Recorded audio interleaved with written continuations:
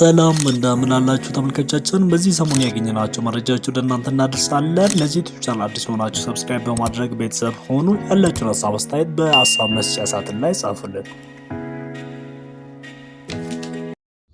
እንደዚህ ስቅስቅ ብሎ ሲያለቅስ ማየት ግን እጅግ በጣም ያማል።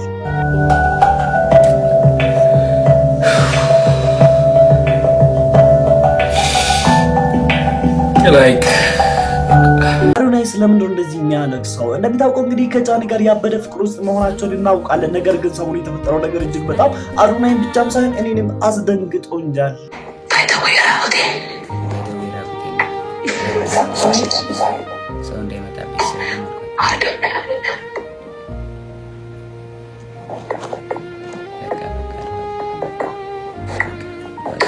ጃኒ ስለምንድነው እንደዚህ ያደረገችው? እንግዲህ አዶናይ ጋር በፍቅር ከተጣመሩ በኋላ ከጆን ዳንኤል ጋር ምንድነው ያገናኛቸው? ጆን ዳንኤል ሲናገር እንዲህ ብሎ ተናግሯል።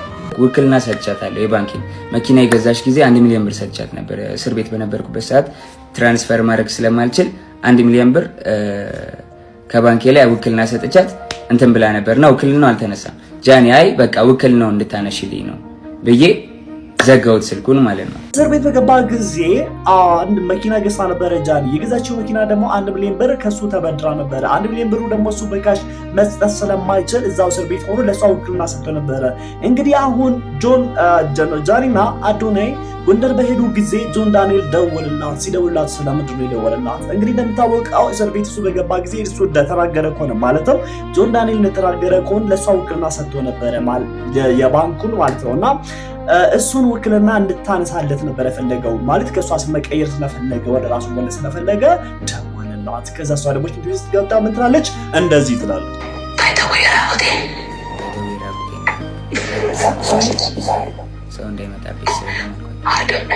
እና ራቆቷ የላከችልኝ ቪዲዮ አለ፣ እሱን ለህዝብ ማሳየት አልፈለገም ብሎ ተናገረ። አዶናይ ይህን ሲሰማ ነው እንግዲህ እንደዚህ ስቅስቅ ብሎ ያለቀ።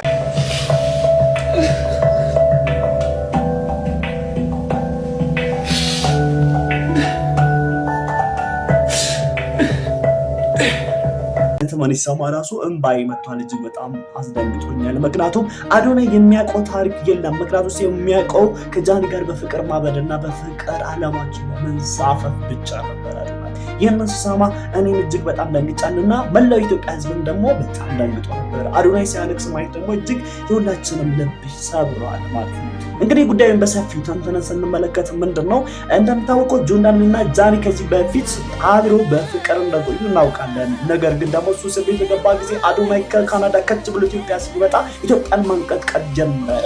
ያን ነው እንግዲህ የጃኒ ልብም በሱ ፍቅር እየተማረከ ማለትም በአዶናይ ፍቅር እየተማረከው። ከዛ ጊዜ ጀምሮ እንደቀል ተዋውቁ ላይ አብሮ መግባት ጀመሩ። ከዛ አብሮ መዞር ጀመሩ። መቀሌ ሄዱ፣ አዲስ አበባ መጡ።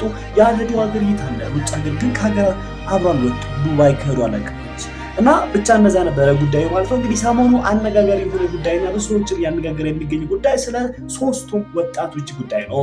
ሶስቱም ማለትም የጃኒ፣ ጆን እና አዶናይ ጉዳይ ማለት ነው። እንግዲህ ጆን ዳንኤል እነዛ ማድረግ አልነበረበትም። የፈለገ ነገር ቢሆን እንዲሁ በደፈና መናገር ይችል ነበረ ከሷ ጋር ማለትም ጃኒን ለምንድን ነው እንደዚህ ያጋለጠ ወይ ደግሞ ቪዲዮን አሳየልን የሚለው ነገር ለአዶናይ ደግሞ ልብ ስብራት ነው። ይሄንን ማድረግ አልነበረበትም። ጃኒ እንደምታውቀው ሰሞኑ 2.5 ሚሊዮን ተከታይ የነበረው ቲክቶክ አካውንት ባን መደረጉ ወይም ደግሞ መቃጠሉን ሰምተናል ማለት ነው። ይሄንን ያስደረገ ደግሞ ጆን ዳንኤል ነው ብላለች እሷ። ሲሪየስሊ እሱ ነው እንደዚህ ያደረገው፣ እሱ ነው ህይወትን ያመሰቃቀለው እያለች ትገኛለች። በሰራችው ቪዲዮ ደግሞ እኔ ከዚህ በፊት አልተናገርኩም እንጂ ይደበድበኝ ይቀጠቅጠኝ ነበረ። ወዳጆች፣ ቤተሰቦች እኔ ለእናንተ አልነገርኩም እንጂ ከዚህ በፊት ጆን ዳንኤል ብዙ ነገር ይለኝ ነበረ። አንቺ እኔ ከኔ ከተለየሽ እኔን ትተሽ ከሄድሽ ግን እኔ ላይፍሽን አመሰቃቅልልሻለሁ። በጣም ነበር የሚያሰቃይኝ፣ በጣም ነበር የሚመታኝ፣ በጣም ነበር የሚያስፈራራኝ። ከኔ ጋር ከተለያየሽ አጠፋሻለሁ፣ ከቲክቶክ ትጠፊያለሽ፣ ላይቭሽን አዘጋዋለሁ፣ መስራት አትችይም እያለኝ ለአመታት እያስፈራራኝ ኑረናል። ላይፍሽን አበላሽብሻለሁ፣ ቲክቶክሽን አዘጋብሻለሁ ብሎ ያስፈራራኝ ነበር። ስለዚህ አንቺ ከኔ መራቅ አትችይም፣ ያንቺ የኔ ነሽ፣ የሌላ ሰው መሆን አትችይም ብሎ ያስፈራራኝ ነበር። ሲያደርገ ነበረው እንደዚህ ነኝ፣ ቆራርጦኝ ነበር ምናምን ስትል እንመለከታለን። ግን ጆን ዳንኤል ደግሞ ለዚህ መልስ ሰጥቷል። እንደውም አንድ ቀን ራስን አጠፋለሁ ከኔ ከተለየክ እኔ ካንተ ውጪ መኖር አልችልም ብላ ያልፈልግም መቀጠል አልኳት። ከተለያየን እዘላለሁ አለች። ከዛ አስገብቼ እሷ ቤት ነው እንደውም ሩሙ አስገብቻት ከዛ በኋላ በቃ ሀሳብን አትቀይርም አለችኝ። አዎ አትቀይርም። ተነሳችን ወጣችና ሩሟን ቆልፋብኝ ውጭ ወጣ ቢላ አንስታ እጇን ቆራረጠችው በቢላ ያሳይሃለሁ። ቤቷ ውስጥ አስገብታኝ እኔን ቆልፋብኝ በቢላዋ እራሷን ቆረጣ በዚህ መልክ እራሷን ለማጥፋት ሞክራ ነበረ። ከዛ በኋላ እኔ ያዳንኳት ማለትም እኔ ከአንተ ውጭ መኖር አልችልም እያለ ይገኛል። እሷ ደግሞ እኔ ከአንቺ ውጭ መኖር አልችልም ይለኛል ትላለች። የሁለቱም ሀሳቦች እኛ ለሰሚዎች ማለትም ለኢትዮጵያ ሕዝብ ግን ተምታቶብናል። የማንን እንስማ ማንን እንበል? በጣም ጉዳዩ በጣም የተመሳሰበ ይሆናል። ብቻ ነገርዮ 2.5 ሚሊዮን ተከታይ ያለው የቲክቶክ አካውንቷ ባን ያስደረገው እሱ ነው። ትልቀቁት። ላይቭሽን ማጥፋት እችላለሁ አንቺን ከቲክቶክ ይለኛል፣ ያስፈራራኛል፣ ይዝትብኛል ምናምን። ማዘሩ ታውቃለች፣ እህቱ ታውቃለች፣ ሁሉም ያውቃሉ። አንድ ቀን ግን አውርቼ አላውቅም። ስለሚወደኝ ነው ብዬ ነው የማስበው፣ ፍቅር ነው ብዬ ነው የማስበው። ሆናለች ማነው ጆን ዳንኤል ከዚህ በፊትም ሲያስፈራራኝ ስለነበረ እሱ ነው እንደዚህ ያደረገው። እንግዲህ ጃኒ የት ቆይታ ነው ይህንን ጉድ ያወጣችው? ማለትም ጆን ዳንኤል ከዚህ በፊት ይህንን ጉዳት ሲያደርስባት ከነበረ እንደዚህ የሚያደርጋት ከሆነ ለምንድን ነው ከዚህ በፊት ቀድማ ያልተናገረችው? ይህንን ነገር እንደው የሆነ ጊዜ ላይ በአንዷለምና በቀድሞ ፍቅረኛው መሀል በተፈጠረው ጉዳይ ማለትም ቀነኒ አዱኛ ካረፈች በኋላ ስለ እንደዚህ አይነት ጉዳይ ሴቶች ላይ በሚደርሱ ጥቃት ማንታ ብለው ብዙ ዘመቻ ተከፍቶ ነበረ ማህበራዊ ሚዲያ ላይ። ያን እሷ የት ነበረች? ለምንድን ነው ያልተናገረችው? አሁን የቲክቶክ አካውንቷ ባን ከተደረገ ወይም ደግሞ ከተቃጠለ በኋላ ነው የምትናገረው። ስለዚህ አሁን ጆን ዳንኤል ነው እንደዚህ ያስደረገው ስትል እኛ ኢትዮጵያውያንስ እናምናታለን ወይስ እንዴት ነው ነገሩ? ለኔ ግራ ገብቶኛል። ስለዚህ ሀሳባችሁን አንተ ኮሜንት ላይ ጻፉልኝና ጃኒ እንደዚህ ብላለች። እኛ የማን ሀሳብ ማመን እንዳለብን አይሩ ነው ያላቀም ግራ ገብቶኛል። ግን ደግሞ አሁን ጃኒና ጆን ዳንኤል እንግዲህ ግብግቡ ቀጥሏል። በህግ ከሷል ጠይቋል ስትል እንመለከታለን። በዚህ መሀል ግን ደግሞ የተጎዳ ማን ነው? አዱናይ ምንም ነገር አያውቅም። ይህንን ክህደት ስትፈጽምበት ክህደት ስላችሁ እዛ ሽንት ቤት ውስጥ ገብታ ራሷን ቀርጻ ጆን ዳንኤል ለምን እዚህ ከአዱናይ ጋር ሆና እንዴት እንደዛ ታደርጋለች? የፈለገ ነገር ቢሆን ይሄ ማለት ልቧ አልቆረጠላትም ማለት ነው። ጆን ዳንኤል ስቲል ትወደዋለች። የሴቶች ልብ ችግር ደግሞ ይሄ ነው። ሴቶች ሳላች ሁሉም ማለት አይደለም። በጣም ታማኝ ሴቶች አሉ። ግን ደግሞ አንዳንድ ጊዜ እኔ በህይወቴ ውስጥ አዱናይ ከጃኒ ጋር ራሱ የፍቅር ቢሆን ሲጀምሩ እንደዚያ ቪዲዮ ሲሰሩ ደስ አላለኝም። እኔ ግን እንዴት ነው ያሰብኩት? መጀመሪያ ሲሪየስሊ ሲነግራችሁ ማለት ነው ፐርሰናል ሲነግራችሁ ያሰብኩት ነገር ምንድነው ኖርማሊ በቃ እንደ ጓደኛ ሆነ ቲክቶክ አብሮ ላይፍ ስለሚገቡ ምናምን ስራቸው ምናምን ስለሚመሳሰሉ ሁለቱም የሚዲያ ሰዎች ስለሆኑ እኛን በቃ ፋኒ ነገር ሰርቶኛል ለማዝናናት ኢትዮጵያውያንን ለማስደሰት ነው የመሰለኝ እንጂ የፍቅር ግንኙነት ሲኖራቸው ነገር የፍቅር ሆና ብዬ አላስብም። እሱ ልጅቷን አክብሮላት ነበረ ከእሷ ጋር እሱ ያላደርግላት ነገር የለም። የኔ ሚስት የኔ ቆንጆ ያለ አዱናይ እኮ የዋ ነው አይደል? በጣም የዋ ስለሆነ ነው። እና ምንድነው እኔ ደስ አላለኝ። ለምን እንዳትሉ ጃኒ ለምን አስጣሊ ሰውና ነው ወይ ደግሞ ለሱ ሳትገባ ቀርታ ነው አይደለም። እንደዛ ማለትም አይደለም። ጃኒ እኮ ቆንጆዬ ነች፣ በጣም ደስ የምትለኝ ስፋዩ ተራራስ ሁላችን የሚያዝናናን እኛ ካለሷ እኔ ያሷን ቪዲዮ ሳላይ ውጪ እኮ ነው በጣም ነው ነበር ይፈዋልኩ።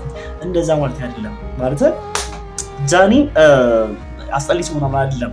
ግን ደግሞ ለማለት ፈለኩት አንድ ሰው ለምሳሌ በተለይ ፍቅር ውስጥ ያልገባ ወጣት የሚያፈቅራት ሴት እጅግ በጣም ወሳኝ ሴት ነች። ምናልባት ከዚህ በፊት ፍቅረኛ ከነበራት ወይ ደግሞ ኤክስ የሚባለው ነገር ካላት ማፍቀር የለበትም ብዬ ነው ማምነው። ለምን ልባ አሁን የዛ ሰው ጋር ከሆነ ከአንተ ጋር ሆናም ስለዛ ሰው ብታስብ ከሆነ አንተ በጣም ትጎዳለህ። አንተ አምናት የወደደች ምናምን ይመስላል። እሷ ግን በአፍ ከአንተ እየሳቀች ከአንተ ጋር ፈገግ እያለች ልቧ ሌላ ሰው የሚያስብ ከሆነ ለአንተ ትልቅ ጉዳት ነው ማለት ነው። በተለይ ደግሞ የሚዲያ ሰው ስትሆኑ እኔ ለምሳሌ የሚዲያ ሰው ከሆንኩኝ የኔ ሚስት በፍጹም ቲክቶክ ፌስቡክ ነው መስራት አይጠበቅባት። ምን ያለው ሚዲያ ላይ እኔ አልበቃም እንዴ? ፍቅራችን ደግሞ ለግድ ለሚዲያ ላይ ማሳየት የለብንም። ሰው በፍቅሩ በትዳር ደስተኛ ከሆነ ደስታው በግሉ ነው። እኛ ለትዳራችን ደስተኛ ነው ምናምን ብለን እንደዚህ ለሚዲያ አጋልጠን ስለ ትዳራችን ስለ ፍቅራችን መናገር የለብንም። ምክንያቱም አንዳንድ ጊዜ በትዳራችን ደስተኛ ከሆነ በድብቅ መያዝ ነው። በቃ ደስታችን ለኛ ነው የኛ ነው። አንዳንድ ጊዜ ደስተኛ መሆናችን አንዳንድ ሰዎች ቪዲዮ ቀርጸ ምናምን ወደ ህዝብ እናወጣለን፣ አስፈላጊ ነገሮችን እናደርጋለን። እንደዛ ሲሆን ደግሞ ችግሩ ምንድነው? ከዛ በኋላ ህዝብ ሲገባበት ለሰው ፓብሊክ ማድረግ ጥሩ አይደለም። ሲገባበት ምንድነው የተለያዩ ነገሮች ይከሰታሉ። ከዛ አሉባልታ ሀሜት ይመጣል ምናምን። ከዛ በኋላ ትዳሩ ይፈርሳል ማለት ነው። ሚዲያ ላይ የወጣ ትዳር የበረከተ ትዳር እኔ አላየሁትም፣ እንዳለ ይፈርሳል ሚዲያ ላይ ወጣ። ስለዚህ ሁላችንም ማድረግ ያለብን ትዳራችን በድብቅ መያዝ አለብን። ትዳራችን ፍሬው ራሱ ይነገራል። ፍሬው የትዳራችን ውጤት ራሱ ለዓለም ይናገራል። እኛ መናገር፣ ቪዲዮ መቅረጽ፣ ማሳየት፣ ለሰው ይፋ ማድረግ ቀን በቀን ማድረግ አይጠበቅብንም። እኔ ለአዱናይ የምመክር ነገር ጃኒ በቃ ተዋት፣ ተዋት በቃ እሷ በቃ ለአንተ ጥሩ አይደለም። በቃ እኔ ልደተርዳው ከሆነ አንተም ማፍቀር ያለብህ ሴት ገና በቃ ጽድት ንጽት ያለች በቃ የሚዲያ ሰው ያልሆነች ያልተነካከች ከማንም ጋር ጽድት ያለች አፍቅር። ለእኛ ግን አታሳየን፣ አንፈልግም። አንተ እኛው ያንተን ስራ ጥሩ ነገሮችን የምትሰራቸው ነገሮችን ህዝቡን የምትደግፋቸው ነገሮችን የታመሙ አቅሚያቶች የምታሳክማቸው ነገሮችን የጎዳና ተዳዳሪዎችን ወስደ ጥሩ ቤት ሲሰጣቸው እንደዚያ ነገር ማየት እንፈልጋለን እንጂ ሚስናንተው በቃ እንሽብ እኛ አንፈልግም። እኔ አይጨንቀኝም እንደዚህ ነገር ያንተ ስራ ጥሩ ነገሮችን ሰራ ነው የምፈልገው እና እንደዛ ማየት መረዳት መቻል አለብን እላለሁ። ለዚህ ዩቲዩብ ቻናል አዲስ ሆናችሁ ሰብስክራይብ በማድረግ ቤተሰቦቻችሁና ራስዎን ወንድማችሁ ፎርስ ነበርኩኝ። ዛሬ እኔ በጫውታ ነው ይሄን ቪዲዮ የወሰድኩት ማለት ነገር ነገ ስለሚታረቁ ያን ያህል እንዲተል ወስደ ምናምን እንደዚህ ጥንጥቅ ብለን ሲሪየስሊ ወስድ እንዲ አሁን እንደዚህ ተከስቷል ምናምን ብዬ እኔ መዘግባለ ስለማልወድ ነው ስለማይመችኝ ነው። ምክንያቱም በቃ ነገር ነገ ስለሚታረቅ ጉዳዩ ስለሚፈታ ቀላል አድርጌ እንደቀልድ ምናምን እናንተን እያዛም ነው የሰራሁት ማለት ነው። አሁን በድጋሚ መመላችሁ ነገር ይሄን ዩቲዩብ ቻናል ሰብስክራይብ በማድረግ ቤተሰቦቻችሁና ራስዎን ወዳችኋለሁ። ሰላም ነው።